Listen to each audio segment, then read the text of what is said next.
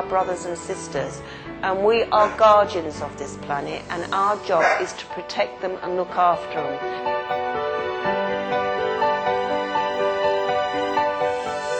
Sweet friends, welcome to today's Animal World Our Co-Inhabitants, featuring vegan Italian telepathic animal communicator, animal healer and animal bereavement counsellor, Rosina Maria Acquati, who has lived in Hong Kong for over 32 years. Since she was young, Rosina has always had a special connection with animals, not only sensing and understanding their emotions, but also talking with them, as humans do with each other. Her first memory of communicating with an animal is from around the age of 6.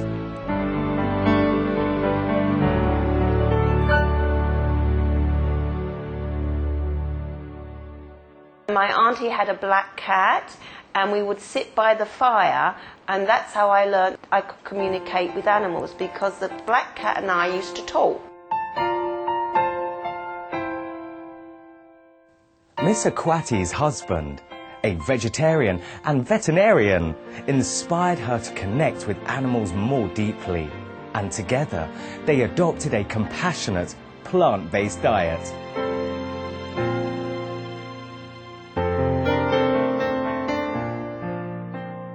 As soon as I started going out with my husband, we started to collect, and lots of different animals came into our lives. So it was like the universe sent my husband to supply all the animals that I needed to talk to. Over the last decade, Rosina has been teaching telepathic animal communication and raising public awareness about animal welfare. So I've been teaching here in Hong Kong. I love to help people with their animals. Also, sometimes people can work with their animals and they won't abandon their animals. And when that happens, that's really good, because you've helped somebody connect with their animal. Rosina next explains what telepathic animal communication is and how to connect with animals.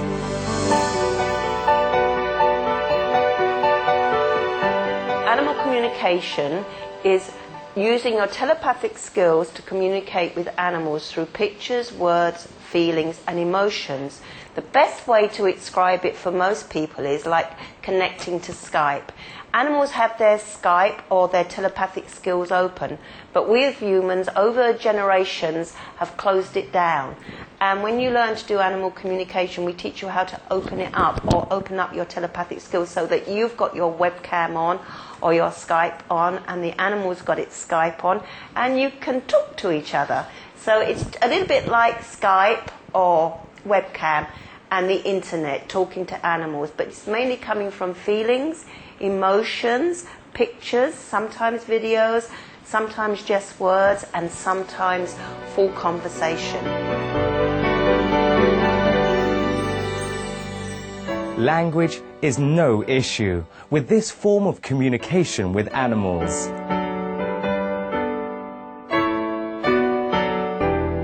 Most of my clients are Cantonese speaking, so the dogs are actually Cantonese speaking. There seems to be a universal translator when it's in words, so I hear it in English even if the dog is a Cantonese speaking dog. But most of the times it's pictures, videos or feelings, which is very easy. You have to remember your animals are quite basic, so everything is seen on a very simple level, so that's how we get the information through.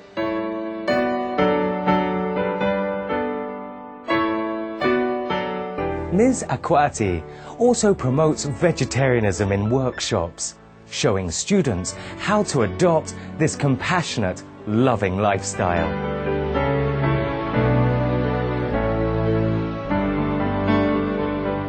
I have a 20-minute section in my workshops. I make sure that every person that comes into me that trains as an animal communicator cannot be ignorant on the cruelty to animals. I promote being vegetarian. I have links on my website to vegetarian cooking. I encourage my students to change. My charity section of Animal Communication, which is animal communicators that care about animals, when we do any events, we ourselves will always be vegetarian, and we try to promote vegetarianism in the classroom so people can understand that there is a big cruelty in factory farming. So my workshop is also a platform for my animal welfare. I feel very, very strongly on this area because I hate to see animals suffer.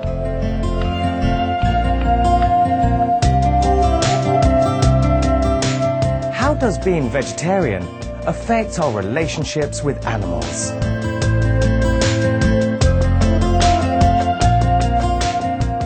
And the animals know that you love them. You see, the animals pick up your feelings and your emotions, and they know if you really care about them. If you're just doing something for the sake of doing it, trust me, the animals know. You have to work with your heart. And if you are vegetarian, your animals know that you care about the animal kingdom.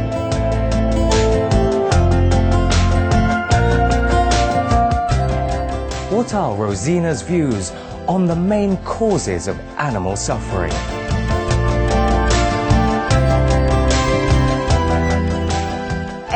% of cruelty to animals is in factory farming. Approximately 10% is in household products and makeup. And when I say household products, I mean washing liquid, things that we don't think about. Furniture polish, also makeup. And then there's a new industry that is growing very fast that comes between that. Animal testing for makeup and that is puppy farms. Because when we produce dogs for pet shops, the next cruelest industry that's on the increase is puppy farms. And then the last 10% is just basic cruelty to animals.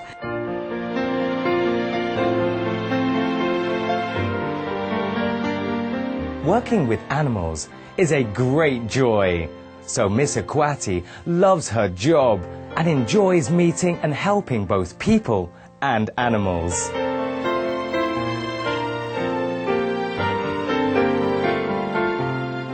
Most of my work, you have to work with your heart. You have to work with your heart and give that love to the animals, and you get a lot back, a heck of a lot back. I believe that animals are our friends. I believe they are our teachers. I believe they are our companions.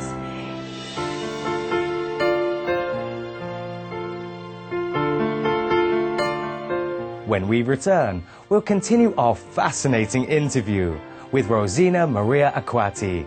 Please stay tuned to Supreme Master Television.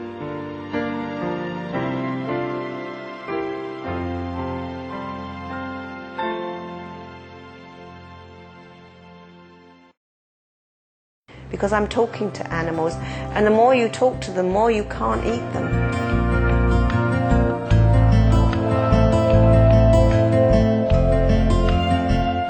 Welcome back to Animal World, our co-inhabitants, and today's show featuring vegan Italian telepathic animal communicator, animal healer and animal bereavement counsellor, Rosina Maria Akwati, who has lived in Hong Kong for over 32 years.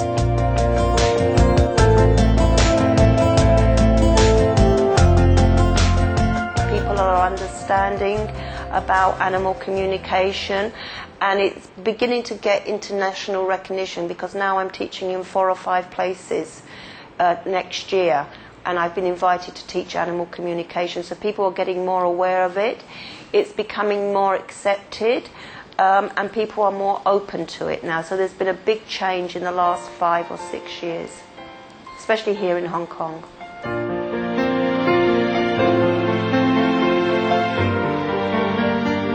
Rosina is glad to pass on her compassionate understanding and knowledge of the animal kingdom so that both people and animals can experience more fulfilled and blessed lives.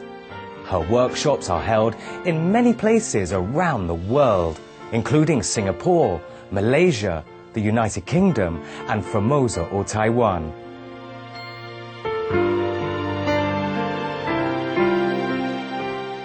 it gives me a platform for my animal welfare. Secondly, it teaches people that animals have feelings, emotions. And once they learn that, they can understand why their animal is doing something. It's not just a being, it is a human being. It's just like a child. And once people understand that animals have the same feelings as human beings, they start treating them differently, and they won't hurt them if they can possibly help it. And it also helps people from abandoning their animals. For me, mainly, it's a really good platform for teaching animal welfare because I feel very strongly about cruelty to animals.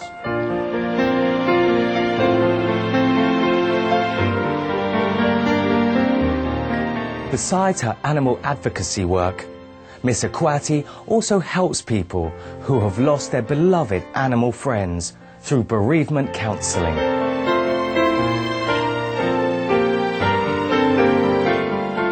The importance of bereavement counselling is helping people get over the death of pets and also helping them to communicate with animals that are in the spirit world after they've left the planet. When I was a lot younger, when my animals died, I was devastated. I would cry, I wouldn't get out of bed, I was very upset. And then I learned that there was a need for me to help other people in the same position. Rosina Maria Akwati shares her home with many adopted and rescued animals and will now introduce us to her loving family.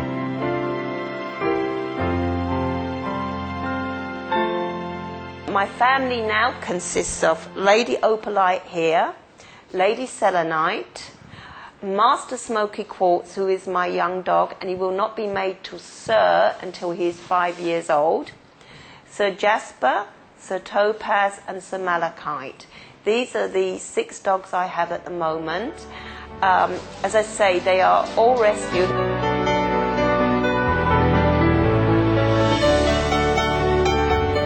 Ms. Akwati explains why it's important to give noble names to your animal companions.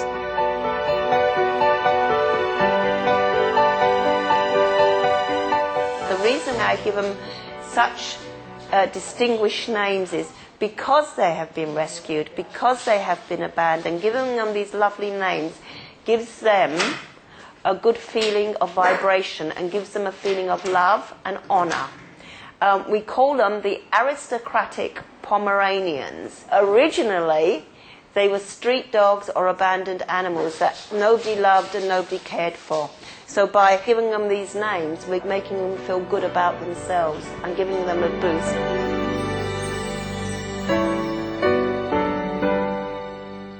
Ms. Akwati now shares some touching rescue stories.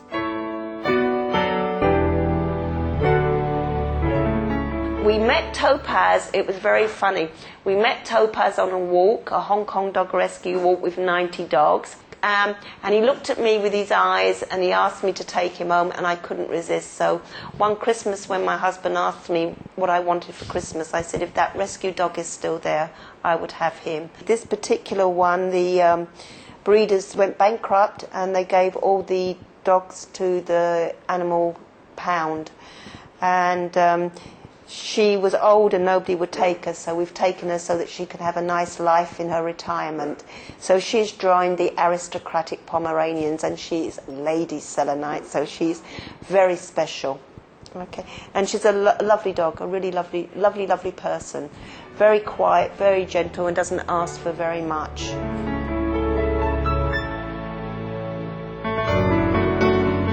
Miss Akwati encourages people not to buy dogs from pet shops.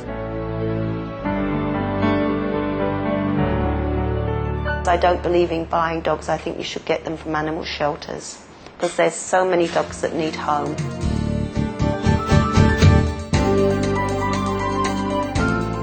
For more information about Rosina Maria Akwati, please visit rosina.wordpress.com. Special viewers, it's been a pleasure having you with us today on our program. Please join us again tomorrow on Animal World, Our Co-Inhabitants, as we continue our interview with the vibrant Rosina Maria Aquati. Coming up next is enlightening entertainment after noteworthy news. May heaven's light always shine upon you and your loved ones.